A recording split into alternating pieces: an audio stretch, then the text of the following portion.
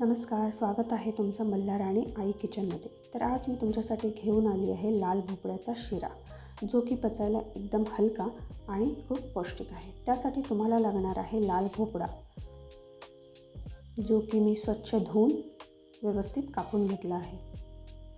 हा भोपळा मी कुकरला शिजवून घेणार आहे. त्यासाठी आपल्याला एक कुकर लागेल.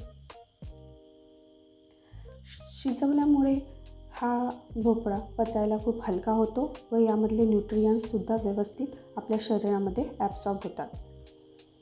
नंतर भोपळ्याचे तुकडे त्यामध्ये कुकरमध्ये टाकून त्यामध्ये शिजणे इतपत पाणी टाका व झाकण लावून 2 ते 3 शिट्ट्या होऊ द्या.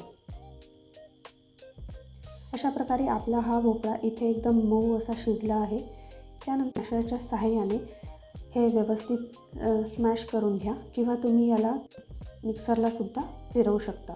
त्यानंतर एक कढई घेऊन त्यामध्ये 1 चमचा तूप टाका.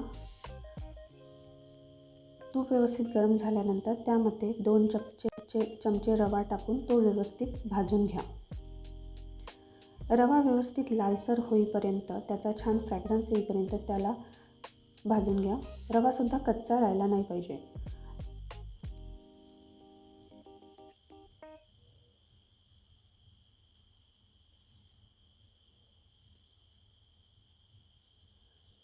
रवा व्यवस्थित इथे भाजून झाला आहे. त्यानंतर मी तिथं 1 चमचा ड्रायफ्रूट पावडर व थोडीशी वेलची पावडर ॲड केली आहे.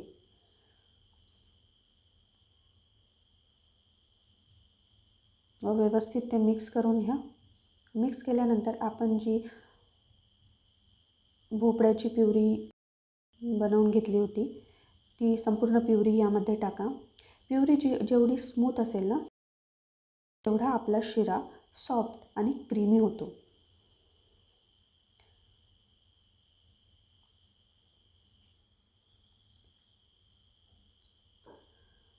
व्यवस्थित सर्व मिक्स करून घ्या आणि आपल्याला कन्सिस्टन्सी हवी आहे त्यानुसार आपण पाणी कमी जास्त ॲड करू शकतो त्यामध्ये.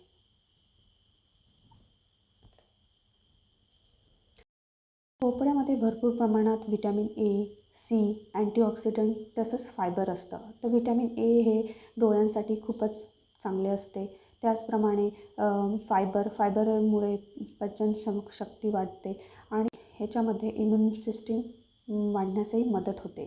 त्यानंतर भोपळ्याला नॅचरल गोडवा असल्यामुळे यामध्ये गूळही एकदम थोडासा लागतो. थोड्याशा गुळामध्ये पण छानपैकी गोडवा येतो. गूळ व्यवस्थित मिक्स करून घ्या. गूळ यामध्ये व्यवस्थित विरघळला आहे. अशा प्रकारे आपला पचायला हलका आणि पौष्टिक असा भोपळ्याचा शिरा रेडी आहे. तर अशाच पौष्टिक आणि झटपट होणाऱ्या रेसिपीसाठी चॅनलला लाईक, शेअर आणि सबस्क्राईब करा. धन्यवाद.